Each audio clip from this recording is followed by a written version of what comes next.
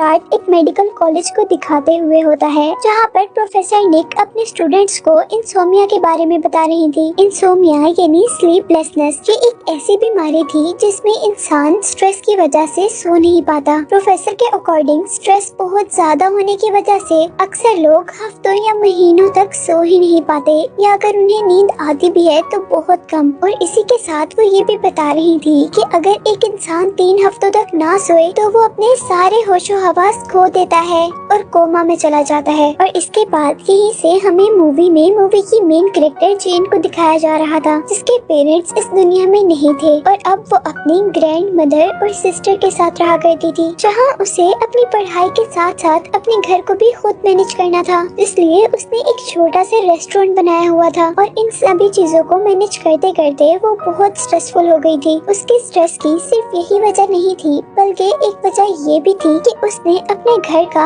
अभी तक लोन पे नहीं किया था और इन सारे स्ट्रेस के रिजल्ट में वो इंसोमिया का शिकार हो गई थी। और अब वो अपनी स्टडी को क्विट करना चाहती थी ताकि वो कोई अच्छी जॉब ढूंढकर अपने घर का खर्च उठा सके। वो अपनी कॉलेज प्रोफेसर निक से मिलती है कॉलेज छोड़ने के सिलसिले में, लेकिन यहाँ प्रोफेसर उसे समझा रही थी कि तुम जिस स्टेज पर हो उसे छोड़कर जाना एक बेवकूफी है, क्योंकि मेडिकल कॉलेज में किसी भी बच्चे का इतनी आसानी से एडमिशन नहीं होता। प्रोफेसर जेन से वो इशू पूछती है जिसकी वजह से वो अपना कॉलेज छोड़ रही थी, और उसके जवाब के बाद प्रोफेसर ने अब उसे एक जॉब सजेस्ट की थी जो कि कॉलेज में एक लैब असिस्टेंट की थी। लेकिन जेन वो नहीं करना चाहती थी क्योंकि इतनी कम पे से वो अपने सारे एक्सपेंस पूरे नहीं कर सकती थी। और फिर उसकी बात को समझते हुए अब प्रोफेसर उसे एक जर्मन रिसर्च सेंटर के बारे में बताती हैं, जिन्हें कुछ वॉलंटियर्स की जरूरत थी और उन वॉलंटियर्स को बदले में लाखों रुपए मिलने वाले थे। और इस जॉब के लिए जेन मान गई थी क्योंकि उसे बहुत सारे ही पैसों की जरूरत थी। और अब वो उस रिसर्च सेंटर गई थी जिसके बारे में उसे प्रोफेसर ने बताया था, जहाँ उसे अब उनकी रिसर्च के बारे में गाइड किया जा रहा था, जिसका नाम था द डीप। ये रिसर्च इंसोमिया डिसीज पर थी और वो लोग ये सर्च करना चाह रहे थे कि एक नॉर्मल इंसान असल में कितने घंटों तक जिंदा रह सकता है। ये सारी इंफॉर्मेशन उसे एक वीडियो से मिल रही थी और वीडियो खत्म होने के बाद यहाँ पर अब वो रिसर्चर आए थे जिनकी ये कंपनी थी। वो उससे पूछ रहे थे कि क्या तुम इस काम के लिए तैयार हो, जिस पर जेन हाँ कर देती है। और अब उसकी गर्दन में एक चिप को इंसर्ट किया जाता है जिसका मकसद उसकी बॉडी में से वो हार्मोन निकालना था जो जागने पर हर इंसान की बॉडी में से निकलता है, और उनको वही हार्मोन इकट्ठा करना था। उस चिप को डालने के बाद वो जेन के हाथ पर एक वॉच पहनाते हैं और ये वॉच चिप के साथ कनेक्टेड थी, जो कि असल में चिप के अंदर इकट्ठे होने वाले हार्मोन को शो कर रही थी। और अब वो रिसर्चर उसे बता रहे थे कि ये चिप जो हमने तुम्हारी बॉडी में डाली है, इसको पहनकर तुम 1 मिनट से ज्यादा सो नहीं सकती, और अगर तुम 1 मिनट से 1 सेकंड भी ज्यादा सो गई तो ये शिप ब्लास्ट हो सकती है, जिसकी वजह से तुम मर सकती हो। और अब वो उससे एक एग्रीमेंट पर साइन ले लेते हैं जिसमें लिखा हुआ था कि वो इस रिसर्च के बारे में किसी को भी नहीं बता सकती। अब मजबूरन जेन को भी उस पर साइन करना ही पड़ा था क्योंकि उसके पास कोई दूसरा ऑप्शन नहीं था और उसे पैसों की बहुत ज्यादा जरूरत थी। और इसके बाद हम जेन को उसके घर पर देखते हैं, जहाँ पर अब एक दिन गुजर चुका था और उसकी वॉच उस चिप में हार्मोन के जमा होने का लेवल 42 बता रही थी और उसे आज रात सोना नहीं था। इसीलिए वो अपनी ग्रैंड माँ के पास चली जाती है, उन्हें मसाज देती है और पूरी रात स्टडी करने के बाद नेक्स्ट डे हम उसे कॉलेज में देखते हैं, जहाँ पर उसे उसका क्लास फेलो विन मिलता है और वो उससे उसके हार्मोन लेवल के बारे में ही पूछ रहा था। और ये सुनते ही वो बहुत ज्यादा शॉक हो चुकी थी क्योंकि उसने तो अपने एग्रीमेंट के बारे में किसी को भी नहीं बताया था, फिर कैसे जान सकता था। और तब वो लड़का उसे बताता है कि मैं भी डीप का ही एक मेंबर हूँ। तो जीन उससे कहती है कि तुम इतना फ्रीली इस मिशन के बारे में सबसे बात क्यों कर रहे हो, जबकि हमें तो इस मिशन के बारे में बात करने से मना किया गया है। जिस पर वो कहता है कि मैं रिसर्चर से पूछ कर आया हूँ, हम आपस में इस बारे में बात कर सकते हैं। और तभी हम देखते हैं कि उनके साथ 2 और लोग आ गए थे, जिसमें एक लड़की थी और दूसरा लड़का जिसका नाम पीच था। वो लड़की एक ब्लॉगर थी, उसे अपनी मेडिकल की स्टडी में बिल्कुल भी इंटरेस्ट नहीं था। वो सिर्फ अपने पेरेंट्स के फोर्स करने पर ये काम कर रही थी। और अब यहाँ पर उन चारों को ये बात पता चल गई थी कि वो चारों उस मिशन का हिस्सा थे और वो लोग आपस में उस बारे में बात करते हुए कह रहे थे कि वो तब तक नहीं सो सकते जब तक उनकी वॉच पर कैराटोनिन लेवल 100% तक नहीं हो जाता। कैराटोनिन यानी उस हार्मोन का लेवल। अब यहाँ पर 2 दिन गुजर जाते हैं और सारे लोग बहुत ज्यादा खुश थे क्योंकि 2 दिन के अंदर उनकी वॉच पर कैराटोनिन लेवल 100% आ रहा था, यानी उनकी बॉडी में लगाई हुई चिप उस हार्मोन से फुल हो चुकी थी। और अब वो लोग दोबारा रिसर्चर के पास जाकर उस चिप को अपनी बॉडी में से निकलवा देते हैं, जिसके बदले में उन्हें बहुत बड़ी अमाउंट दी गई थी। पैसे मिलते ही जिसका जो भी प्रॉब्लम था वो लोग उसे सॉर्ट आउट कर लेते हैं, जबकि जीन ने भी यहाँ पर अपने घर का लोन उतार दिया था, जिसके बाद वो अपने आप को काफी रिलैक्स फील कर रही थी।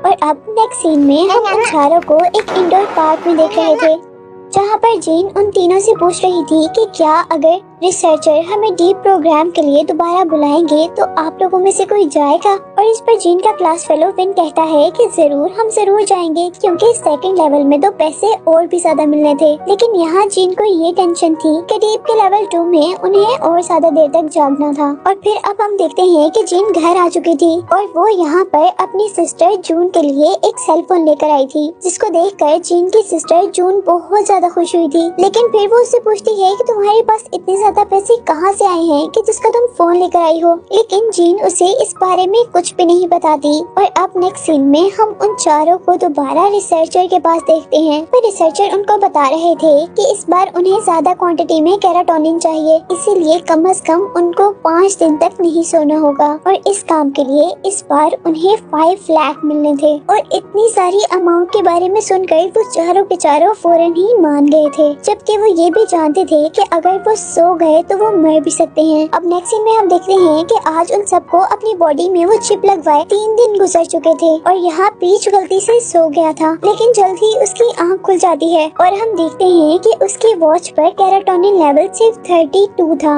जबकि दूसरी तरफ विन का कैराटोनिन 44% था। लेकिन अब उसे नींद की वजह से चक्कर आ रहे थे और हम देखते हैं कि वो बास्केटबॉल खेलते खेलते बेहोश हो गया था। और तभी हमें जीन को दिखाया जाता है जो कि अपने घर पर स्टडी कर रही थी और वो इस बात पर परेशान थी कि 3 दिन गुजर जाने के बावजूद उसका कैराटोनिन लेवल 35% था। हालांकि आधे से ज्यादा टाइम गुजर चुका था। उनका कैराटोनिन लेवल कम से कम 60% होना चाहिए था। वो 3 दिन से सोई नहीं थी और उसके साथ भी काफी अजीबोगरीब चीजें हो रही थी और अब वो हेलुसिनेट होना शुरू हो रही थी। लेकिन तभी उसकी बहन जून उसको देखकर उस पर गुस्सा होने लगी थी, जिससे वो दोबारा एक बार होश में आ गई थी। लेकिन जीन अपनी सिस्टर जून को कुछ भी कहे बगैर वहाँ से बाहर निकल जाती है और जून को अब जीन के रूम में से एक कार्ड मिला था जो कि उसी रिसर्च सेंटर का था जहाँ से जीन ने वो चिप लगवाई थी। अब नेक्स्ट डे हम देखते हैं कि 4 दिन हो गए थे और वो सब लोग कॉलेज में थे और हेलुसिनेशंस की वजह से जीन को पोस्टमार्टम बॉडी अपनी दादू जैसी लग रही थी। और इसके बाद जब हम उन चारों को इकट्ठा देखते हैं तो वो चारों के चारों ही परेशान थे क्योंकि उनमें से काफी लोगों का कैराटोनिन लेवल 40 तक भी नहीं पहुंचा था। इसमें से सिर्फ विन का ही कैराटोनिन लेवल 52% था। और यहाँ पर जीन अंदाजा लगाती है कि विन क्योंकि वर्कआउट करता है इसीलिए उसका कैराटोनिन लेवल सबसे ज्यादा है। और यहाँ जीन सबसे कह रही थी कि हमें कैराटोनिन बढ़ाने के लिए जरूर अपने जिस्म का यूज करना होगा, यानी हमें अपनी फिजिकल एक्टिविटी ज्यादा करनी होगी। और इस बात का अंदाजा उसे विन को देखकर हुआ था जो कि फिजिकल एक्टिविटी ज्यादा करता था, इसीलिए उसका कैराटोनिन लेवल सबसे ज्यादा था। जो कि फिजिकल एक्टिविटी ज्यादा करता था इसीलिए उसका कैराटोनिन लेवल सबसे ज्यादा था। और अब विन उन सबसे कहता है कि हमें एक पूल पार्टी करनी चाहिए जिसमें हम पानी के अंदर रहेंगे और हमारी फिजिकल एक्टिविटी भी बढ़ेगी और पानी के अंदर रहने की वजह से हमारी नींद भी कम हो जाएगी। उसका ये आइडिया सबको बहुत पसंद आया था, इसीलिए वो बीच के घर पर चले गए थे। और इसी पार्टी के दौरान हम विन को देखते हैं जो कि उन चारों को एक ड्रिंक पिलाता है जिसमें उसने एक ऐसी ड्रग मिलाई थी जिसकी वजह से उन्हें नींद ना आ सके, जिसको पीते ही उसका असर जीन के माइंड पर हुआ था और वो यहाँ पर बहुत तेजी से डांस करने लग गई थी।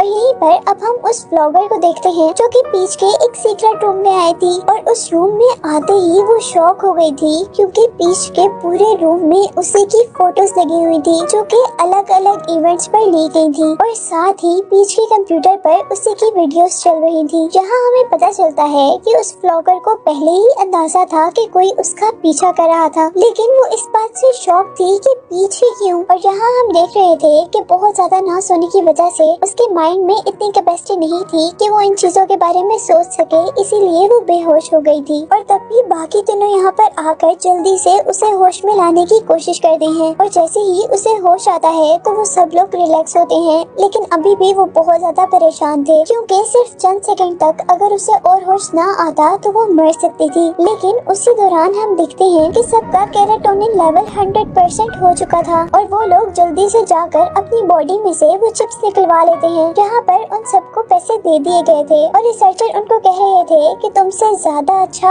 आज तक किसी ने भी नहीं किया है। वो उनसे पूछ रहे थे कि क्या आप लोग डीप के 3rd लेवल में हिस्सा लेंगे, लेकिन वो तीनों ही व्लॉगर के बेहोश होने से बहुत ज्यादा डर चुके थे, इसीलिए वो इनकार कर देते हैं। जबकि रिसर्चर उन्हें बता रहे थे कि डीप के 3rd लेवल के लिए उन्हें 10 लाख दिए जाएंगे। नेक्स्ट डे अब हम जीन को डॉक्टर निक के पास देखते हैं जो कि उसे कह रही थी कि तुम्हारा रिकॉर्ड पीछे से बहुत कम है, तुमने इतने अच्छे एग्जाम्स नहीं दिए हैं और अगर ये सब उसी रिसर्च सेंटर पर काम करने की वजह से हो रहा है तो तुम और काम नहीं करो क्योंकि तुम्हारी स्टडी इन सब चीजों से ज्यादा इम्पोर्टेंट है। और तभी वो प्रोफेसर निक को बता रही थी कि मैं तो ये काम पहले ही छोड़ चुकी हूँ। और नेक्स्ट सीन में अब हम उनके कॉलेज में एक एम्बुलेंस को देखते हैं जिस एम्बुलेंस में एक बच्चे को लेकर जाया जा रहा था और उसके हाथ में वही कैराटोनिन लेवल वाली वॉच थी, जिसे देखते ही जीन समझ चुकी थी कि वो बच्चा अपना मिशन कंप्लीट करने से पहले ही सो गया था, जिसकी वजह से अब वो मर चुका है। और इसके बाद हम देखते हैं कि जीन जैसे ही घर गई थी तो वहाँ उसकी ग्रैंड मदर बहुत ज्यादा बीमार थी, इसीलिए जीन को उन्हें हॉस्पिटल लाना पड़ा था और अब उनको एक सर्जरी की जरूरत थी जिसके लिए बहुत ज्यादा पैसे चाहिए थे, पर जीन के पास वो पैसे नहीं थे। और तभी यहाँ पर जून आकर अपनी सिस्टर को वो सारे पैसे दे देती है। जीन उससे पूछती है कि तुम्हारे पास इतने सारे पैसे कहाँ से आए हैं जून, और अब जून उसे बताती है कि उसने भी डीप प्रोग्राम ज्वाइन कर लिया है, जिसे सुनते ही जीन को बहुत गुस्सा आया था और वो गुस्से में उसे बता रही थी कि तुम जानती हो कि इस प्रोग्राम की वजह से एक बंदा मर भी चुका है। जीन उसे समझा रही थी कि तुम इसको छोड़ दो, लेकिन जून उसे कहती है कि मैं भी तुम्हारी तरह अपनी फैमिली को सपोर्ट करना चाहती हूँ, इसीलिए प्लीज मुझे ये करने दो। और अब नेक्स्ट सीन में हम जीन को उसके घर पर देख रहे थे, जहाँ पर जून को ढूंढने पर उसे वो घर पर नहीं मिली थी, इसीलिए वो फौरन रिसर्च सेंटर गई थी, जहाँ पर उसे उसकी सिस्टर मिल जाती है और वो जल्दी से रिसर्चर को कहती है कि तुम प्लीज मेरी बहन की गर्दन में से ये चिप निकाल दो, अगर तुमने ऐसा ना किया तो मैं पुलिस को बता दूंगी। पर वो रिसर्चर हंसते हुए उसे कहते हैं कि तुम ऐसा कुछ भी नहीं कर सकती क्योंकि तुम एक कॉन्ट्रैक्ट पर साइन कर चुकी हो जिसमें ये साफ साफ लिखा है कि तुम इस बारे में किसी को भी नहीं बता सकती, इवन अपनी बहन को भी नहीं। तो ये पुलिस क्या चीज है। और ये बात सुनकर वो वाकई बेबस हो चुकी थी। और अब वो रिसर्चर उसे कहते हैं कि अगर तुम अपने तीनों दोस्तों को डीप लेवल 3 करने पर मना लो तो मैं तुम्हारी सिस्टर की गर्दन से ये चिप निकाल दूंगा। और अब वो अपने तीनों फ्रेंड को एक होटल में बुलाती है, जहाँ पर वो बता रही थी कि हम लोगों ने डीप के सिर्फ 2 लेवल्स कंप्लीट किए हैं, जिसमें से 2nd लेवल को भी कंप्लीट करना बहुत ज्यादा मुश्किल था, जबकि मेरी सिस्टर जून ने 3rd लेवल को भी ज्वाइन कर लिया है, जिससे वो जरूर मर सकती है। और अगर हम उसे बचा सकते हैं तो उसका सिर्फ यही तरीका है कि हम तीनों भी वो लेवल ज्वाइन कर ली। यहाँ पर हम देखते हैं कि विन, जो कि अब जीन को पसंद किया करता था, वो उसकी बात मान जाता है, लेकिन उसके बाकी दूसरे साथी यानी पीच और वो व्लॉगर नहीं माने थे क्योंकि वो दोनों अभी तक डरे हुए थे। और यहाँ जीन उन्हें समझा रही थी कि प्लीज मेरी हेल्प करो क्योंकि हम लोग तो बड़े हो गए हैं, हम किसी न किसी तरह उस प्रोग्राम के अंदर जाकर उसे कंप्लीट करने का हल निकाल लेंगे और जून की भी हेल्प कर सकेंगे। लेकिन जून अभी बहुत ज्यादा छोटी है, वो ये काम नहीं कर पाएगी। और अब जीन का फ्रेंड विन उनकी व्लॉगर फ्रेंड सिन को बताता है कि अगर तुम्हारे पास उस दिन जीन ना होती तो तुम आज मर चुकी होती। और इस बात पर हम देखते हैं कि सिन भी इमोशनल होकर अब उनके साथ आ चुकी थी, लेकिन पीच उनके साथ नहीं था। और जैसे ही वो रिसर्च सेंटर जाते हैं तो वो ये देखकर बहुत ज्यादा खुश हो गए थे कि पीच ऑलरेडी रिसर्च सेंटर में था उनकी हेल्प करने के लिए। अब जैसे ही वो तीनों डीप लेवल 3 को स्टार्ट करते हैं तो जीन उन सब को अपने प्रोफेसर निक के पास ले आती है। वो लोग अपनी पूरी स्टोरी प्रोफेसर निक को बताते हैं, जो सुनकर प्रोफेसर निक बहुत ज्यादा परेशान हो चुकी थी। इसीलिए वो उन सब को एक खास इंजेक्शन देती है जिनसे उनकी नींद भाग सके। और अब प्रोफेसर निक उन सबको अपने घर पर ले गई थी, क्योंकि उन्हें ये गिल्ट था कि इस रिसर्च सेंटर का उन्होंने ही इन सबको बताया था। वो उनको अपने घर इसलिए लेकर गई थी कि वहाँ ये सारे एक दूसरे के साथ रहकर एक दूसरे की हेल्प कर सके जागने में। और अब नेक्स्ट डे हम देखते हैं कि उनका कैराटोनिन लेवल सिर्फ 5% हुआ था। इसीलिए नेक्स्ट डे वो दोबारा वही डोज ले लेते हैं जो प्रोफेसर निक ने उन्हें फर्स्ट डे दी थी। जिसके बाद हमें 3 दिन बाद का सीन दिखाया जाता है जब उनका कैराटोनिन लेवल सिर्फ 29% था। और आज 5वें दिन वो सारे हेलुसिनेशन का शिकार हो चुके थे, यानी उनके माइंड में अजीबोगरीब थॉट्स आ रही थी। जिस तरह विन को थॉट आ रही थी कि उसकी मॉम जो कि मर चुकी है वो उसे बुला रही है, जबकि सिन जो कि एक ब्यूटी ब्लॉगर है उसे नजर आ रहा था कि उसके पूरे फेस पर बहुत बड़े बड़े पिंपल्स निकल चुके हैं, जिसकी वजह से वो कभी मॉडल नहीं बन पाएगी। और यहीं पर हम देखते हैं कि जीन भी अपने पेरेंट्स को याद कर रही थी। और यही सबसे बुरी हालत जून की थी, जो कि अब बिल्कुल मरने वाली थी। एक एक कर अब सबकी हालत बहुत ज्यादा बुरी हो चुकी थी। और तभी हम देखते हैं कि जून के पास जल्दी से जीन आती है और वो अपनी बहन को बचाने की कोशिश कर रही थी। और यहीं पर अब सबको कुछ टूटने की आवाज आई थी और सब लोग जैसे ही वॉशरूम की तरफ जाते हैं तो वो देखते हैं कि सिन ने वॉशरूम का मिरर तोड़ दिया है। और सिन जैसे ही जीन को देखती है तो वो उस पर बहुत ज्यादा गुस्सा हो रही थी, क्योंकि उसे लग रहा था कि जीन की वजह से ही तो उसके फेस पर ये पिंपल्स निकले हैं और उसी की वजह से उसका करियर तबाह हो गया है। वो कभी मॉडल नहीं बन सकती। यहाँ उसका फ्रेंड विन उसे समझाने लगा था, लेकिन सिन किसी की भी बात सुनने को तैयार नहीं और वो विन पर ही गुस्सा हो रही थी। और इसी सब के दौरान हम देखते हैं कि उनकी टीम के दोनों लड़कों के दरमियान भी लड़ाई शुरू हो गई थी। और इस सब के बारे में जीन प्रोफेसर निक को रिपोर्ट करने के लिए जैसे ही अब उनके ऑफिस में जाती है तो वहाँ वो बहुत सी रिकॉर्डिंग्स देखकर शॉक हो चुकी थी, क्योंकि ये उन्हीं की रिकॉर्डिंग्स थी। और यहाँ उन पर मूवी का सबसे बड़ा सच रिवील हुआ था कि असल में जर्मन कंपनी प्रोफेसर निक की ही थी। और रिसर्चर जो हर बार उनको मिलता था और उनकी बॉडी में चिप इंसर्ट किया करता था,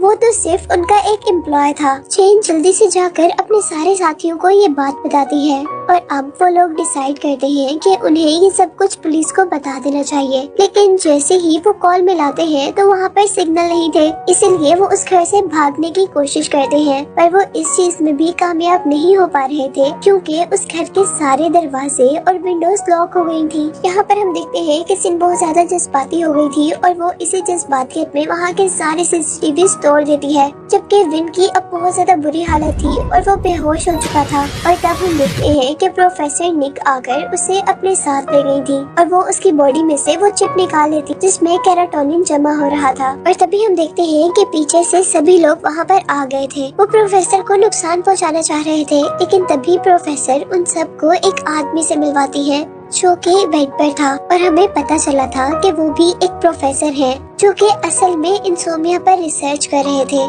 और ये डीप लेवल भी उन्हीं का स्टार्ट किया हुआ था और वो अपना एक्सपेरिमेंट अपने आप पर ही कर रहे थे। और बहुत दिनों तक ना सोने की वजह से वो भी हेलुसिनेशंस का शिकार हो चुके थे, इसीलिए उन्होंने एक बिल्डिंग से जंप कर दी थी और उनके जंप करने की वजह से वो कोमा में चले गए थे। असल में ये प्रोफेसर निक के फ्रेंड थे, इसीलिए प्रोफेसर निक उन्हें दोबारा ठीक करना चाहती और बहुत रिसर्च के बाद उन्होंने उनकी बीमारी का एक क्योर ढूंढ लिया था और वो ये था कि वो बहुत से लोगों की बॉडी से कैराटोनिन निकाल कर इनकी बॉडी में डालेंगे। और यहाँ इन सारे स्टूडेंट्स के दिए हुए कैराटोनिन की वजह से ही वो आदमी होश में आने लगा था। प्रोफेसर निक सबको ये बात बता रही थी, लेकिन अब सारे ही स्टूडेंट्स उन पर गुस्सा हो रहे थे क्योंकि इस सब में उनकी जान जा सकती थी। पर निक उन्हें कहती है, मैं इसीलिए तो आप सबको यहाँ पर लेकर आई हूँ कि आप लोगों में से किसी को भी कुछ भी होने से पहले मैं आप लोगों को बचा सकूं। लेकिन अब ये सारे स्टूडेंट्स प्रोफेसर निक की बातों में आने वाले बिल्कुल भी नहीं थे और वो पुलिस को कॉल करने वाले थे। इसीलिए प्रोफेसर निक अब उनके साथ एक गेम खेलती है। वो जल्दी से जीन को पकड़ती है और उसे एक इंजेक्शन लगा देती है जो कि कार्डियक अरेस्ट का था, यानी जिससे हार्ट बीट बहुत ज्यादा स्लो हो जानी थी। वो सारे लोग मिलकर किसी न किसी तरह प्रोफेसर निक से लड़कर जीन को बचा लेते हैं, लेकिन उतने में वो देखते हैं कि उसकी हार्ट बीट बिल्कुल 0 हो चुकी थी और उसकी वॉच पर एक वार्निंग आ रही थी जिसके अकॉर्डिंग या तो उन्हें कुछ ही सेकंड में जीन को उठाना था, नहीं तो वो मर जाती। वो सभी लोग इस सिचुएशन से बहुत ज्यादा परेशान थे, पर अचानक खुशकिस्मती से जीन को होश आ गया था और उसको होश आने के बाद वो लोग काफी खुश थे और अब उन्होंने प्रोफेसर निक को भी अरेस्ट करवा दिया था। और मूवी के एंड पर हमें पता चलता है कि डीप लेवल 3 के उन सबको कोई पैसे नहीं मिले थे जिसके लिए उन्होंने इतनी मेहनत की थी, लेकिन उन सबको यहाँ एक साथ रहने से बहुत कुछ समझ आया था। उन लोगों ने मौत को बहुत करीब से देख लिया था, इसीलिए अब उनको लाइफ का असल मतलब समझ आ गया था। वो लोग ये जान चुके थे कि लाइफ एक ही बार मिलनी है और इसी में उन्होंने वो सब करना है जो वो चाहते हैं और साथ ही इसी लाइफ के अंदर ही उन्होंने अपने प्यारों के साथ रहना है। इसीलिए हम देखते हैं कि सिन ने भी मेडिसिन छोड़कर ब्लॉगिंग शुरू कर दी थी, जबकि पीच जो कि लोगों के दरमियान में रहना बिल्कुल पसंद नहीं करता था, वो भी अब अपने फ्रेंड सर्कल को टाइम देने लगा था और जीन भी अब एक नॉर्मल लाइफ गुजार रही थी, जिसे दिखाते हुए ये मूवी एंड हो जाती।